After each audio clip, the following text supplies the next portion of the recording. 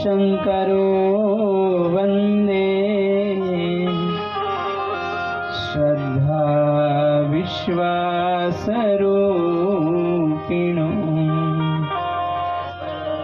याभ्यां विना न पश्यन्ति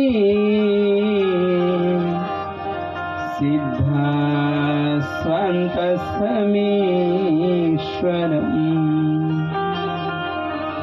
एक बार जोरदार जयकार करिए। बोलिए श्री कृष्ण कन्हैया लाल की।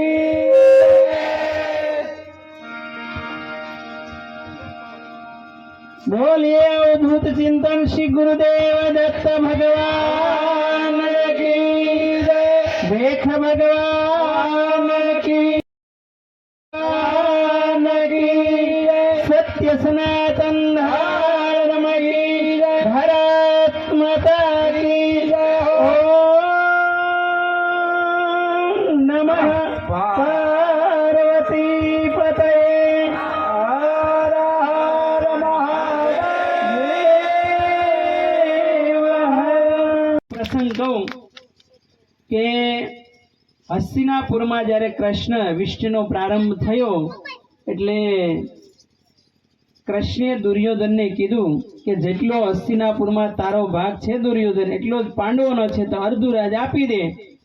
તો કૃષ્ણને દુર્યોધન કહે છે નહીં આપું। તો એક કામ કર કૃષ્ણ કે 5 ગામડા આપી દે। ત્યારે દુર્યોધને શું કીધું 5 ગામડા તો શું પણ 100 નાકા જેટલી પણ જમીન હું નહીં આપું। કૃષ્ણને એમ થયું કે મેં ઠેઠ દ્વારકાથી ધક્કો ખાધો। આ આપણી ભાષામાં સૌરાષ્ટ્રની ભાષામાં ભડનો દીકરો કે મારું માન અહીંયા સુધી આવે તોય રાખતો નથી તો પછી આ સભામાં બેહવાનું શું કારણ।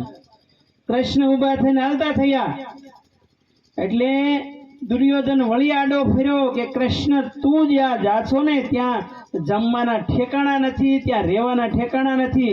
અને આમ જો આ મારો મહેલ, આ મારો પેલેસ, રાજમહેલ, રહેવા માટે આટલી સુવિધા છે અને 56 પ્રકારના ભોજનો બનાવ્યા છે તો તું જમીને પછી જા।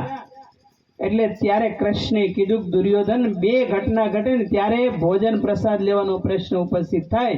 એક તો જે વ્યક્તિ આમંત્રણ આપે છે એને ભાવ હોય અને જે વ્યક્તિને નિમંત્રણ મળે છે એ વ્યક્તિને ભૂખ હોય। અત્યારે મને ભૂખય નથી ને તને ભાવય નથી, નથી આવું જા। કૃષ્ણ સીધા એની વાતને નકારી સીધા ક્યાં ગયા વિદુરજીની કુટિયા આવ્યો।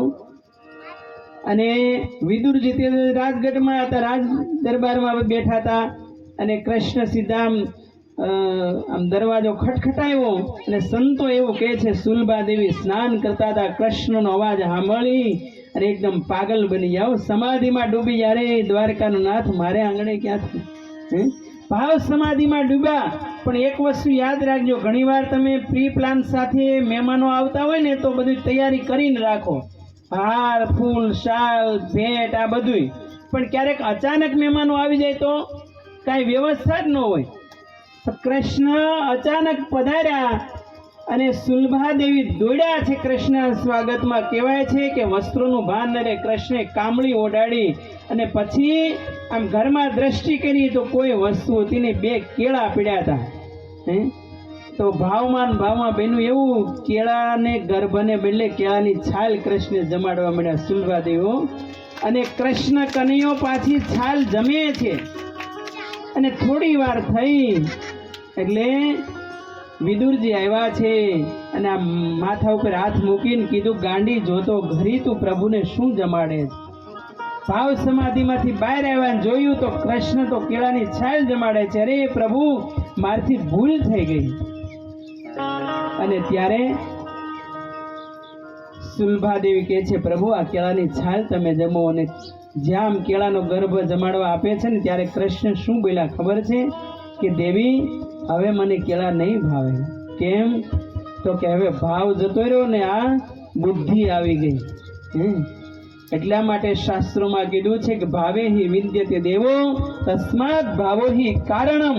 એટલા માટે સંપત્તિ, પ્રોપર્ટી, તમારી પાસે બેંક બેલેન્સ કેટલું છે, તમે કેટલા રૂપાળા છો, તમારી પાસે કેટલા ઘરેણા છે, કેટલો મોટો પરિવાર છે, કેટલી ખેતી જમીન છે, એને જોઈને કૃષ્ણ ભગવાન નથી આવતો, માત્ર ભાવ પ્રેમ જોઈને આવે છે. એટલે